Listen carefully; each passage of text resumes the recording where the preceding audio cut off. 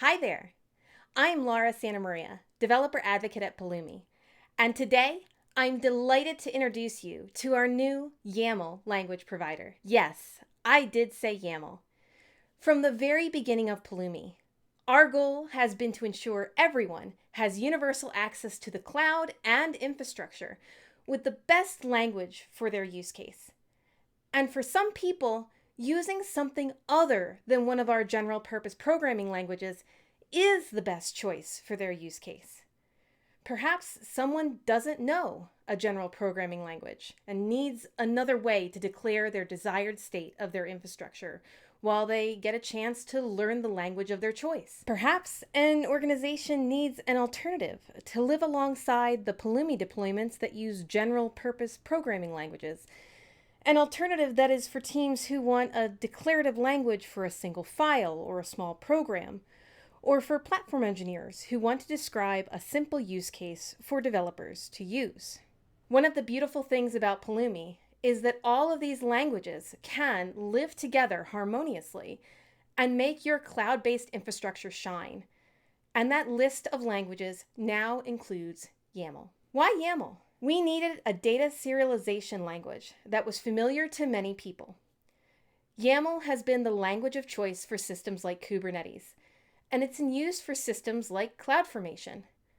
The YAML provider also supports JSON, so you have the best of both worlds in this case, as you can use either YAML or JSON to declare your desired infrastructure state. By virtue of comparing YAML to general purpose programming languages, you'll notice that we can't use YAML to define complex logic as you would for other Pulumi languages.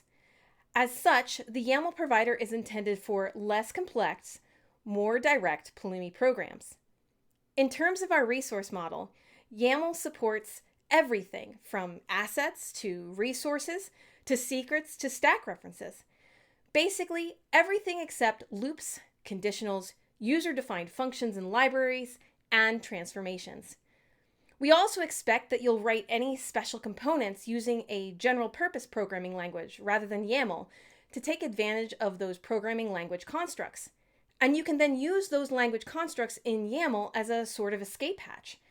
In short, while it's considered simpler, it's far from second class in the Pulumi ecosystem. Alrighty, and here we are. I'm just going to do a really quick list of what's here. So that's an ls-la, which shortens to LL on my system. You'll be able to see that I have a pulumi.yaml file already set up in index.html, which we'll see why it's there in a moment, and a pulumi.dev file. Let's take a look at that pulumi.yaml file, shall we? So we're going to first clear it so you all can see what I'm up to, and then we're going to just cat that Pulumi YAML file. And we can see there's a few different things going on here. So let's start up here at the top. We have the name of the file. In this case, it's just simply YAML. I didn't really give my project much of a name of anything. The runtime is YAML, and the description is basic from our GCP template. All of my resources are here. In this case, I have a bucket. This is just going to be a GCP storage bucket. And I have a little website, which is just simply an HTML page that's going to be up there. I have some binding, so that's that IAM binding that we already have, and you can see the role is in there, and the index object itself. So just everything that you would find in a standard Pulumi program, including the outputs, which are down here at the bottom. The outputs themselves are just going to give me a URL and a bucket endpoint. All right, are you ready to run it? I think I am. So let's go just run a PulumiUP.